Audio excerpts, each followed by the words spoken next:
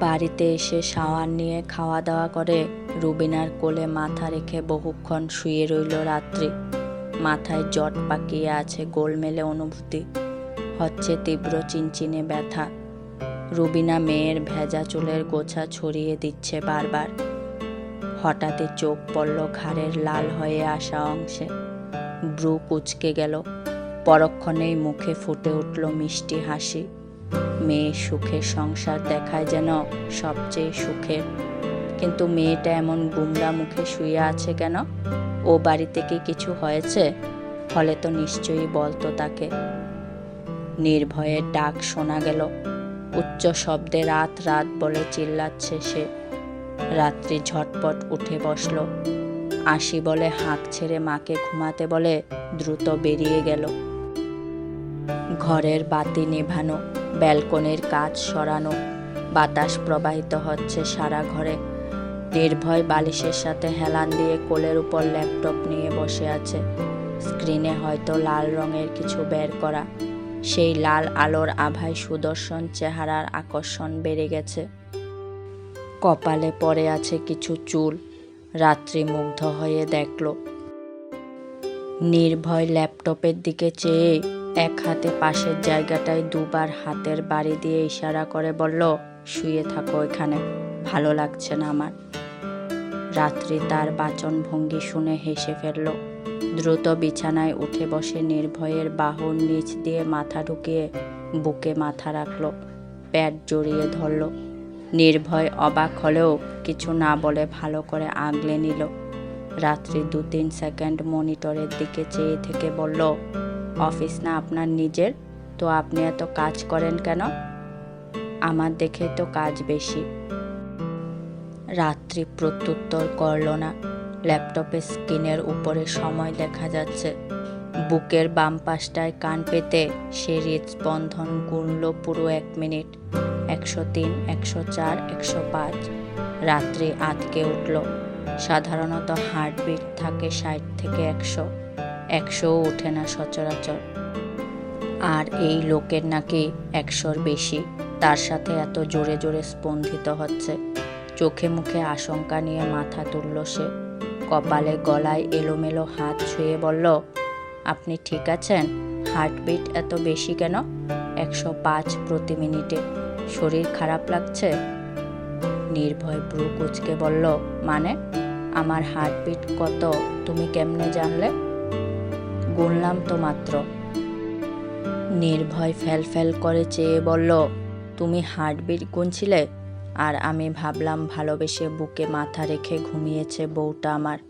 আহা, এজন্যই তো হৃদস্পন্দন বেড়ে গেল হু হু করে। উফ, আমি ভয় পেয়ে গিয়েছিলাম। পাওয়াই তো উচিত, তোমার জন্যই তো হার্টবিট বেড়ে গেল। এখন এটা তো তোমারই কমাতে হবে।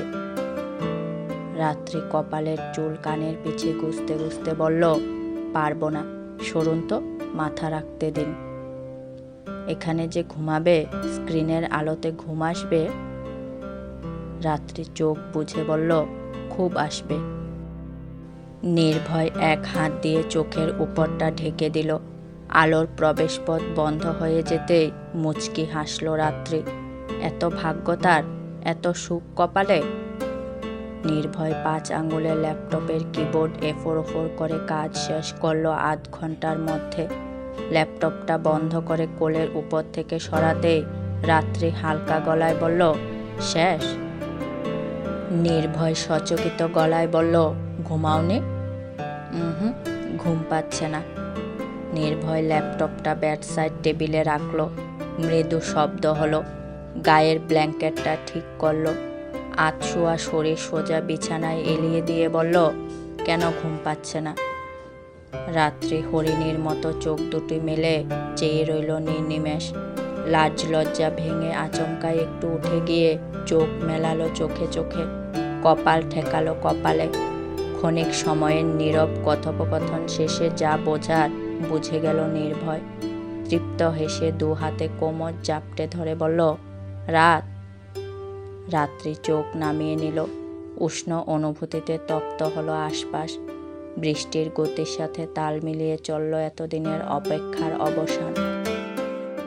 প্রেম স্নিগ্ধ নিশাবসান হলো। প্রত্যুষের নীলাভ আভায় ছেয়ে গেছে পৃথিবী।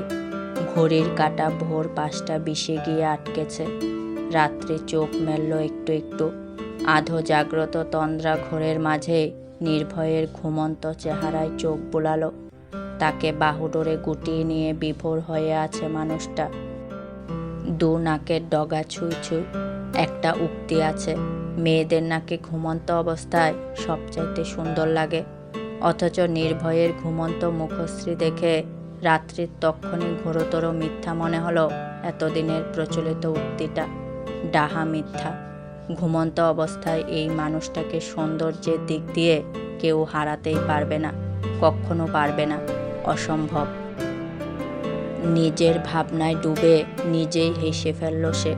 গালের কাছে কিছুক্ষণ বৃদ্ধাঙ্গুল বুলিয়ে কপালের অবিন্যস্ত চুলগুলো বাম হাত দিয়ে সরিয়ে গাঢ় করে ঠোঁট ছোঁয়ালো মাঝখানটায়। অনেকক্ষণ, খুব সময় নিয়ে। নির্ভয় একটু নড়ে চড়ে উঠল। ঘুমে আলগা হয়ে আসা হাতের বন্ধন দৃঢ় করল। তবে চোখ খুলল না, ঘুম ভাঙল না। বাইরে ভোরের আলো ফুটতে আরম্ভ করেছে। বৃষ্টি থামার নাম নেই। পবিত্র প্রেমের সাক্ষী থাকার জন্য সে আজ বিদায় নিতে নারাজ। 8টার দিকে ঘুম ভাঙল নির্ভয়ের। কাঁধের কাছে মাথা রাখা রাত্রির চুলের গোছা তার নাক মুখের উপর গড়াগড়ি খাচ্ছে। সুবাসিত নেশা ঘাটানো ঘ্রাণে ঝিমিয়ে আসলো নাসিকারন্ধ্র। হাত উঠিয়ে চুলগুলো সরিয়ে দিল সে। ঘড়ির দিকে চেয়ে যত্ন করে রাত্রিকে বালিশে শুইয়ে গলা পর্যন্ত ব্ল্যাঙ্কেট তুলে দিল। মেয়েটা ক্লান্ত। আজ আর ভার্সিটির জন্য ডাকার দরকার নেই। ঘুমাচ্ছে ঘুমাক।